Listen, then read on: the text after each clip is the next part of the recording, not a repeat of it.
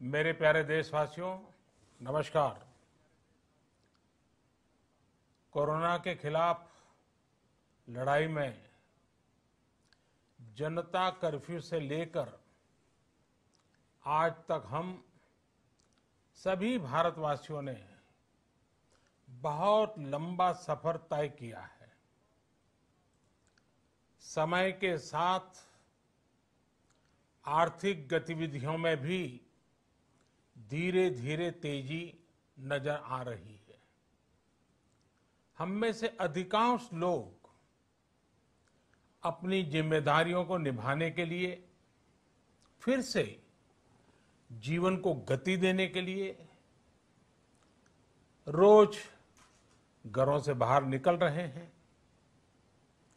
त्योहारों के इस मौसम में बाजारों में भी रौनक धीरे धीरे लौट रही है, लेकिन हमें ये भूलना नहीं है कि लॉकडाउन भले चला गया हो, वायरस नहीं गया है। बीते 7-8 महीनों में प्रत्येक भारतीय के प्रयास से भारत आज जिस संभली हुई स्थिति में है, हमें उसे बिगड़ने नहीं देना है और अधिक सुधार करना है। आज देश में रिकवरी रेट अच्छी है, फैटेलिटी रेट कम है। भारत में जहां प्रति 10 लाख जनसंख्या पर करीब 5,500 लोगों को कोरोना हुआ है, वहीं अमेरिका और ब्राजील जैसे देशों में ये आंकड़ा 25,000 के करीब है। भारत में प्रति 10 लाख लोगों में मृत्यु दर 83 है, जबकि अमेरिका, ब्राजील, स्पेन, ब्रिटेन जैसे अनेक देशों में ये आंकड़ा 600 के पार है। दुनिया के साधन संपन्न देशों की तुलना में भारत अपने ज्यादा से ज्यादा नागरिकों का जीवन बचाने में सफल हो रहा है। आज हमारे देश में कोरोना मरीजों के लिए 90 लाख से ज्यादा बेड्स की सुविधा उपलब्ध है। 12,000 क्वारंटाइन सेंटर्स है। कोरोना टेस्टिंग की करीब 2,000 लैब्स काम कर रही है। देश में टेस्ट की संख्या जल्द ही 10 करोड़ के आंकड़े को पार कर जाएगी। कोविड महामारी के खिलाफ लड़ाई में टेस्ट की बढ़ती संख्या हमारी एक बड़ी ताकत रही है।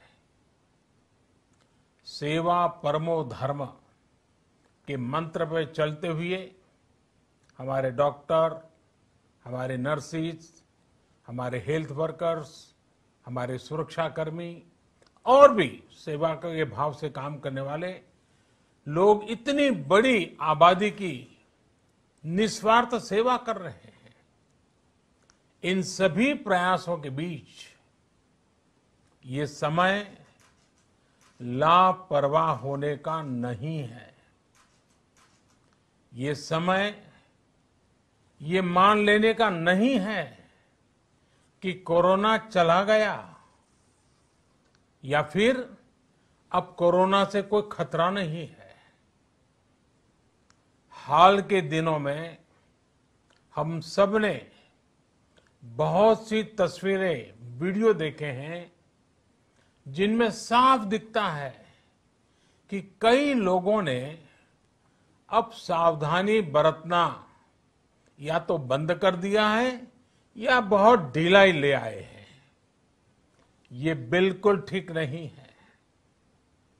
अगर आप लापरवाही बरत रहे हैं, बिना मास्क के बाहर निकल रहे हैं, तो आप अपने आप को, अपने परिवार को, अपने परिवार के बच्चों को, बुजुर्गों को उतने ही बड़े संकट में डाल रहे हैं। आप ध्यान रखिए, आज अमेरिका हो या फिर यूरोप के दूसरे देश, इन देशों में कोरोना के मामले कम हो रहे थे, लेकिन अचानक से फिर से बढ़ने लगे हैं और चिंताजनक वृद्धि हो रही है।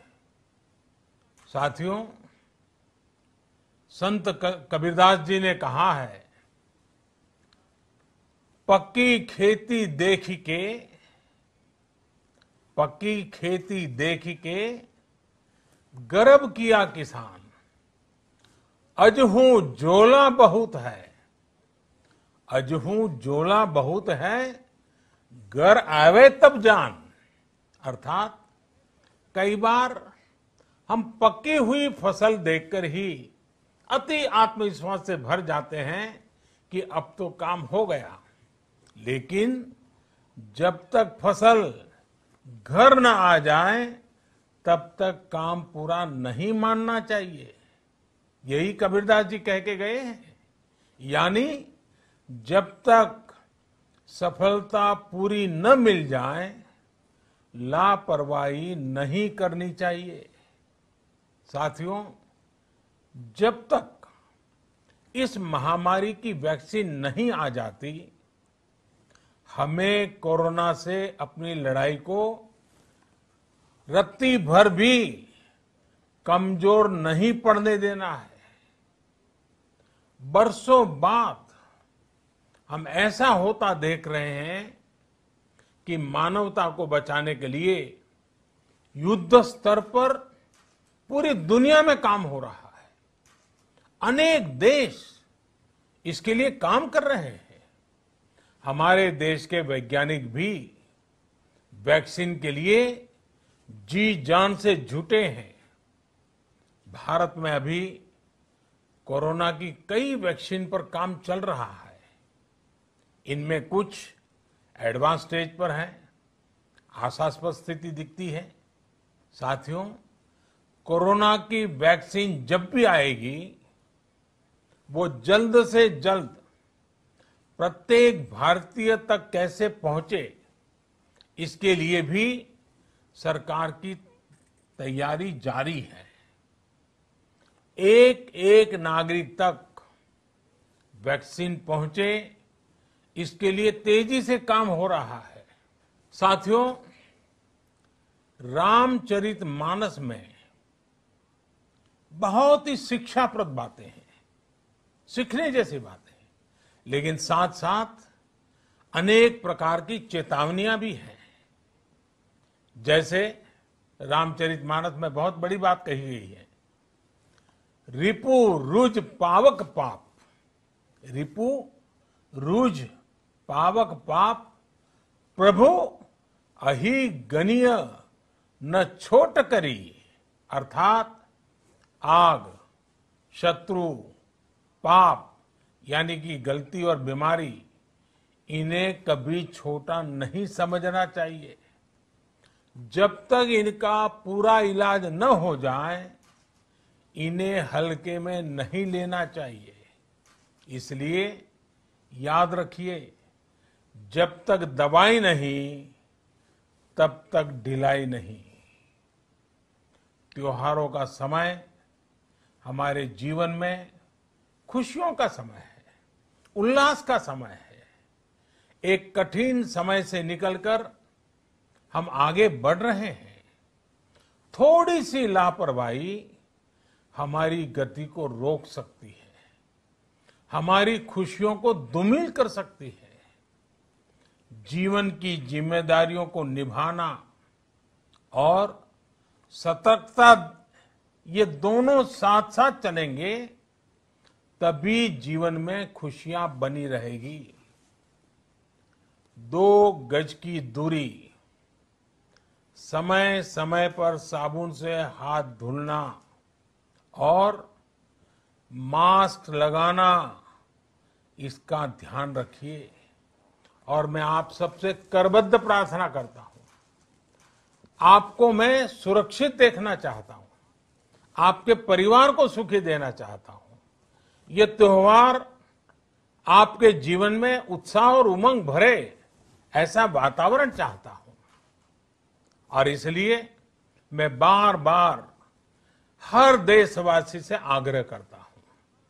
मैं आज अपने मीडिया के साथियों से भी, सोशल मीडिया में जो सक्रिय हैं उन लोगों से भी बड़े आग्रह से कहना चाहता हूं कि आप जागरूकता लाने के लिए, इन नियमों का पालन करने के लिए जितना जन जागरण अभियान करेंगे, ये आपकी तरफ से देश की बहुत बड़ी सेवा होगी।